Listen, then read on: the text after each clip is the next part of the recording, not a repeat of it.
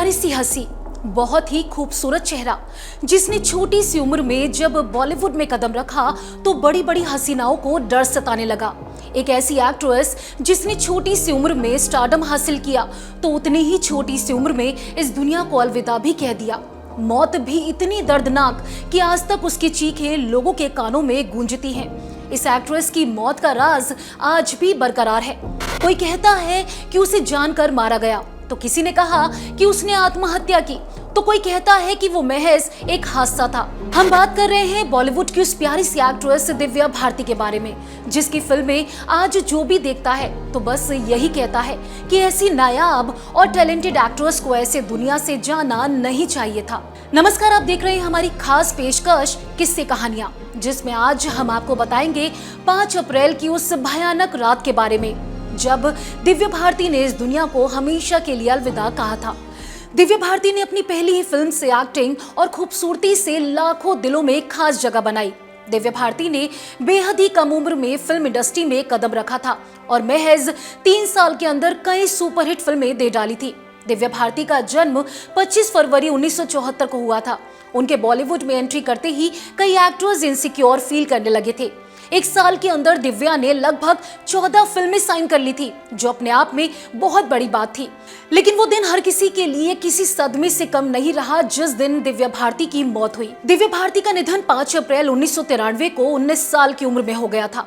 मरने से ठीक 1 साल पहले दिव्या भारती ने शादी रचाई। उनकी शादी मशहूर प्रोड्यूसर डायरेक्टर साजिद नाडियावाला से हुई थी। शादी के लिए दिव्या भारती ने इस्लाम को अपनाया था। कुछ लोगों का तो यहाँ तक कहना था कि दिव्या भारती की मौत के पीछे उनके पति साजिद नाडियावाला का हाथ था। तो चलिए आपको बताते हैं कि आखिर 5 अप्रैल की उस भयानक रात को क्या कुछ हुआ था दिव्या भारती के साथ। जिस दिन दिव्या भारती का निधन हुआ था उसी दिन उन्होंने मुंबई में एक 4 BHK फ्लैट खरीदा। डील फाइनल हो चुकी थी। उस रात मुंबई के वर्सोवा में दिव्या भारती के फ्लैट में उनकी दोस्त और डिजाइनर नीता लुल्ला अपने पति के साथ आई। तीनों लिविंग रूम में बैठकर ड्रिंक कर रहे थे, लेकिन किसी को नहीं पता था कि कुछ ही मिनटों में क्या होने वाला है। रात करीब 11 बजे अमृता, जो उनकी नौकरानी थी, वो किचन में कुछ काम करने गई। नीता अपने पति के साथ टीवी देख रही थी।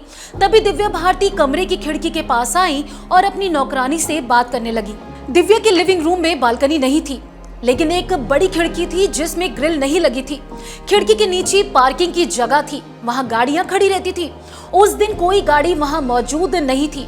खिड़की के पास खड़ी दिव्या भारती खुद को संभालने की कोशिश कर ही रही थी, लेकिन उनका अचानक से पैर फिसला और वो नीचे जमीन पर जाकर गिर गई। 5वीं मंजिल से गिरने की वजह से दिव्या भारती पूरे तरीके से खून से लथपथ थी। उन्हें अस्पताल ले जाया गया, लेकिन जब तक उनका निधन हो चुका था। दिव्या भारती की मौत में पुलिस को कोई सबूत नहीं मिला और उनकी मौत की वजह नशे में छत से गिरने को ही बताया गया। दिव्या भारती की मौत की गुत्थी अभी तक सुलझ नहीं पाई। मुंबई पुलिस ने दिव्या की मौत को एक्सीडेंट बताया। हालांकि आज तक कोई नहीं जान पाया कि आखिर दिव्या भारती खिड़की से कैसे गिरी। कुछ रिपोर्ट्स में ये भी दावा किया जाता है कि दिव्या का मर्डर किया गया था, तो कुछ लोग इसे आत्महत्या का भी केस बताते हैं।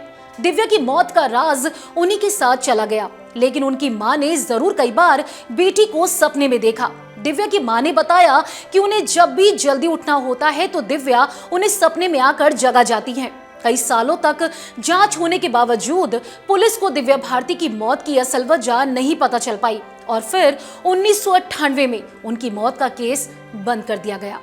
दोस्तों, दिव्या भारती की मौत कैसे हुई, क्या उसके पीछे की वजह थी, ये आज तक कोई नहीं जान पाया है।